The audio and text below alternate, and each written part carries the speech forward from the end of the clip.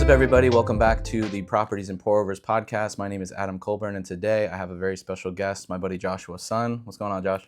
What's up, brother? Thanks for having me. Absolutely. Thanks for coming by. And so just to kind of introduce yourself to the audience, can you tell us where you're located and what your business looks like right now? Yeah, so I'm located in Los Angeles, California, and right now I'm mainly doing capital raising. Okay, awesome.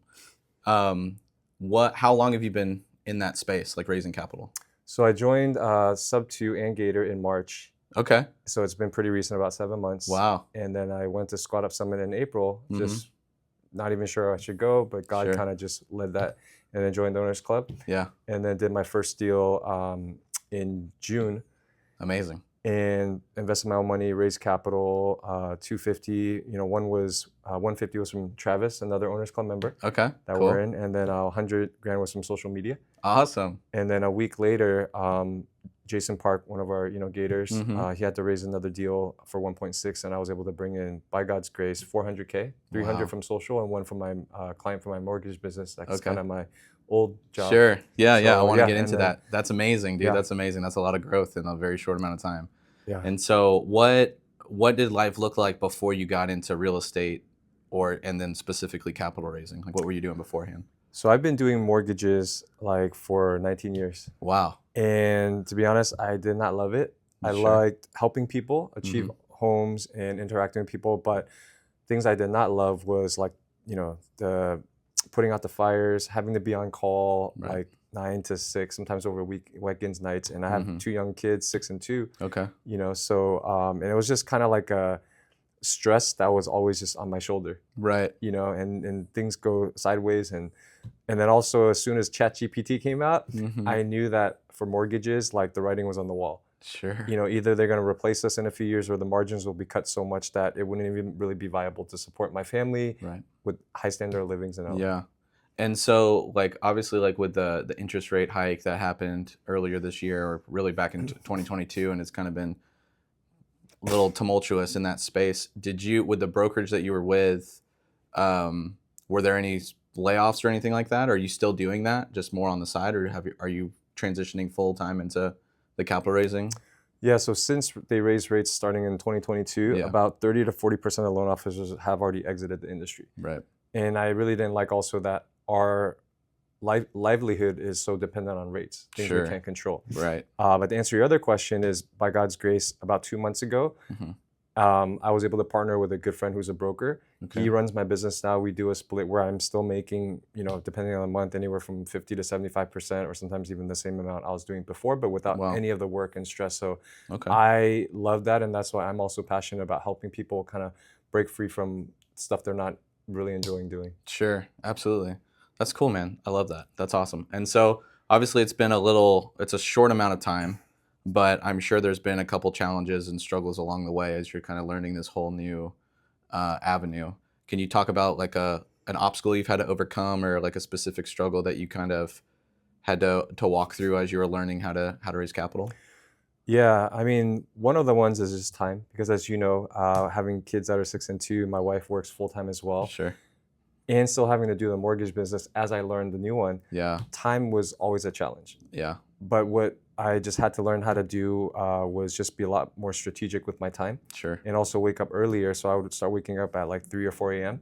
Okay. And then also with the time, I realized I started looking for ways to be more efficient and buy back time. So for example, my routine before was get up, spend 10 minutes to make my espresso. Right. And then brush my teeth, get ready. That's like another 30 minutes. Then do my physical therapy, another 20 minutes. So basically it would be an hour. Yeah. But what then I shifted was I would start drinking Trader Joe cold brew for like $2, save 10 minutes there. And then I realized that when I woke up my daughter at 7, before I had to take her to school at 8, I can do the other stuff there. So that saves me an hour a day. So that's 5 days, 5 hours a week. Well, actually, even like Saturday, Sunday, weekends I too. would, like I would be just not brush my teeth. It would be kind of gross, but then I just had to get my time in. Sure. And then also another thing I learned was every day my commute from home is 30 minutes. Okay. And then also I'm driving to different meetings. So there's at least like 4 or 5 hours of commute time. So whenever I schedule meetings, I would schedule those blocks first. In the car? Yeah. Yeah. So then calls, stuff like that. And then that would save me. So overall, I would say just making those 2 changes saves me at least 10 hours a week, Sure. which is like 25% productivity. Yeah, that's amazing. Yeah, I'm very similar to that. Like I live and die by my calendar. If it's not scheduled, it's not going to get done. And so that time blocking and discipline to kind of figure out how I can be the most efficient with my time so I can get all of these other things done. Because like you said, your husband, you're a dad, you're a new business owner now, and then still operating your other job. Like it's a lot of plates spinning and trying to make sure that you keep it all intact can be difficult. And so Yeah. that's awesome. And so I guess what are your kind of your big goals? Like Pace is always talking about this Mount Everest. What is your big goal for the next 3 to 5 years that you're really chasing after? Yeah. So like they say, you always are best positioned to help the person you once were. Sure. So because of what I've just came out of, my goal in the next 5 years is to help 1,000 people break free from their W-2. Amazing. So whether it's, they just want to make more money, buy back time with their family, or they just aren't enjoying what they're doing. Yeah. And so my thing is like, I wish all the stuff that we're learning right now with creative finance, income tax strategies, digital marketing, entrepreneurship, Sure. I wish I learned this 20 years ago and I would be in a Yeah. much better place. Right. And so for me, like I want people to know that it's not their fault. Right. Because there's people who are lost. So like I had a 4.2 GPA in high school. I had a 3.8 GPA from Duke, graduated in 01 where the dot-com bubble. Yeah. And I knew I wanted to do business, but I just didn't know how. Sure. So this is how dumb I was. I would wake up, buy a Starbucks, spend $5 I didn't have, buy a Wall Street Journal, and just try to read it every day, thinking that's how I was going to get into business. Sure. But of course, that didn't really work. So after a month, I quit, and I fell into this whole lifestyle of just like smoking weed all day, watching every Lakers game. And now looking back, I realized all that is I was just using that to numb my pain because I was so lost. Sure. So that's my passion, to help 1,000 people break free from the W-2 by empowering them with these skills that they weren't taught. Yeah. And then also on top of that, to start what I call the Blessed to Give movement, to inspire 10 million acts of kindness over the next 5 years. Wow. I love that. That's incredible.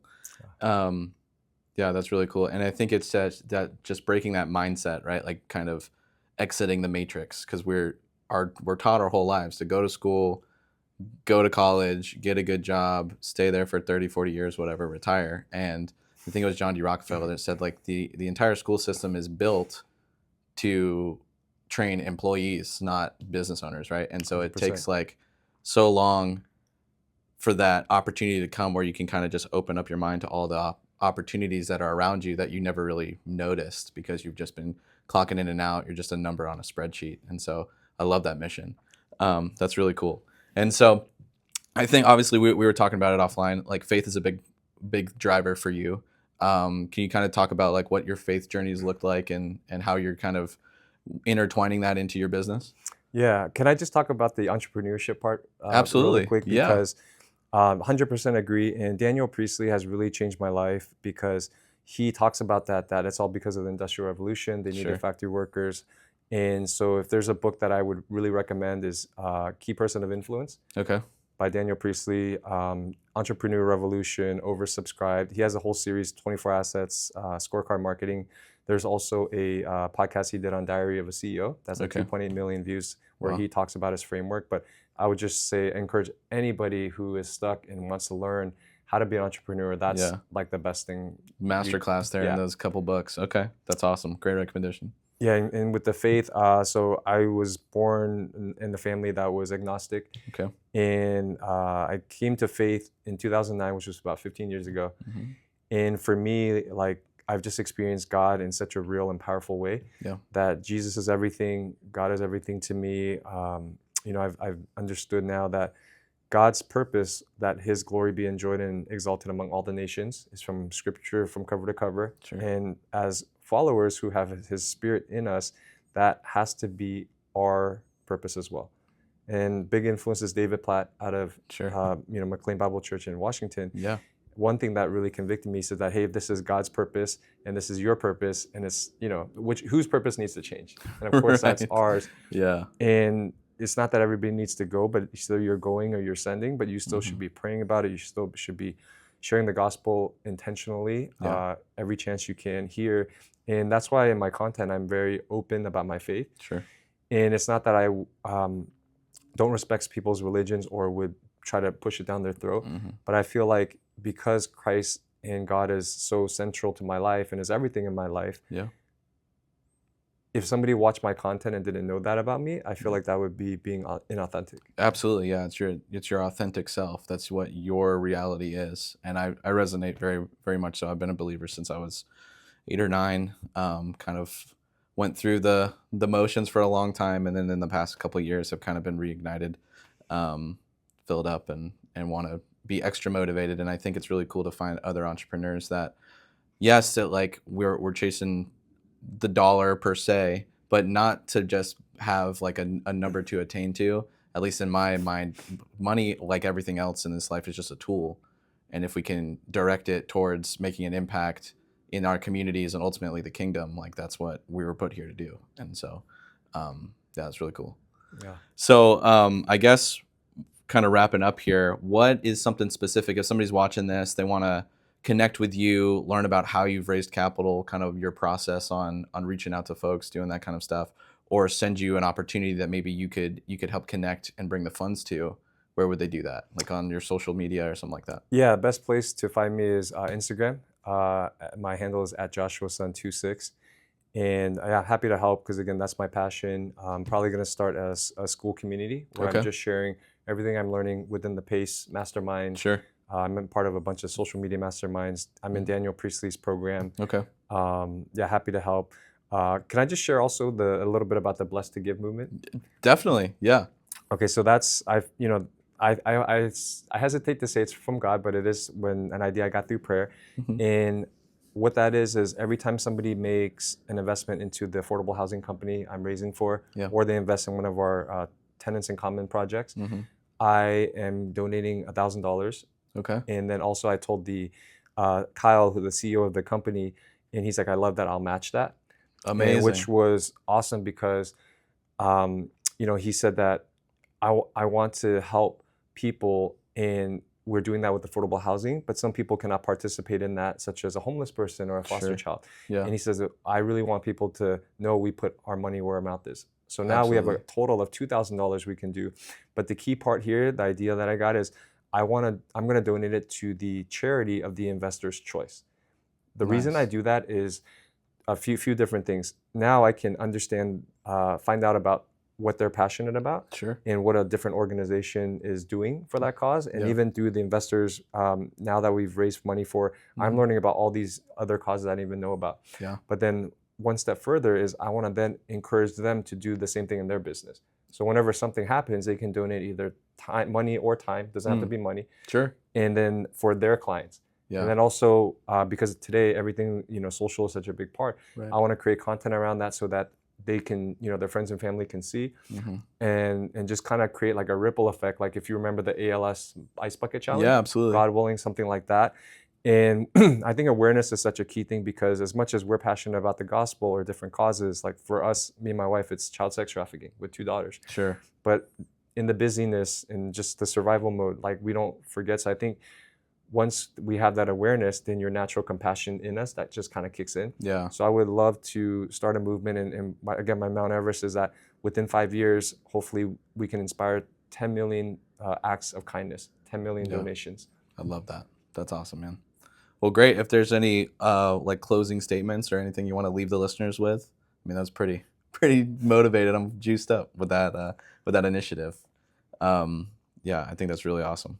But is there anything specifically that you want to kind of shout out? You already told them your Instagram, all that good stuff. But like anything specifically you want to leave with the listeners? Yeah, I think one last thing I want to share is in Daniel Priestley's book, Entrepreneur Revolution, he says right now is the most exciting time in history for people to make a living, adding value, and living the lifestyle they want. Meaning, going back to the Industrial Revolution, we're kind of taught this lie like, hey, work is supposed to suck. Right. And we're supposed to like only have fun on the weekends or the next vacation or retirement. Yeah.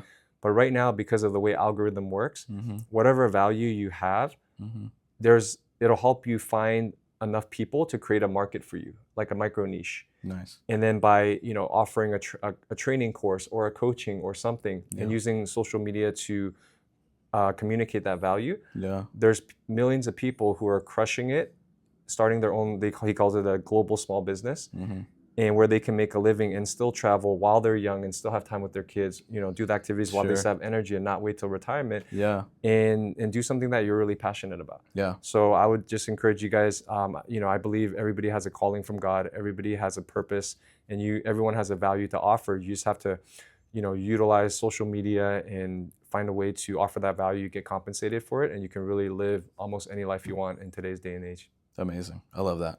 Joshua, thanks so much for coming on. It was really great to hear your story, and I'm excited for the stuff you're going to do in the next couple of years. Thank you so much, brother. God bless. Absolutely. Thanks, man. Well, thank you guys so much for watching. Make sure to like, subscribe, all that good stuff. We'll catch you on the next video. Peace.